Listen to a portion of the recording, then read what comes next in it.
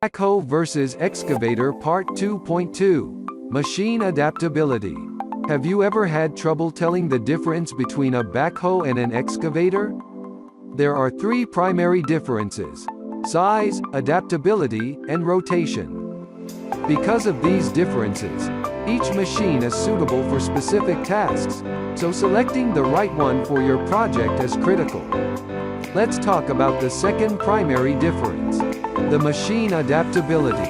Backhoes, for mild to medium-duty jobs, usually has tires, typically used on smaller, more constrained job sites with limited legroom for mobility. The backhoe loader's wheels leave noticeable tire tracks and can harm the soil's top layer. Excavators. Crawler excavators are better suited to heavy-duty operations on larger project sites with plenty of open space. It has tracks instead of tires and is considerably easier on the soil's top layer. For further information about backhoe and excavator, you can call us today at 469-370-7501 or visit our website at interstateheavyequipment.com.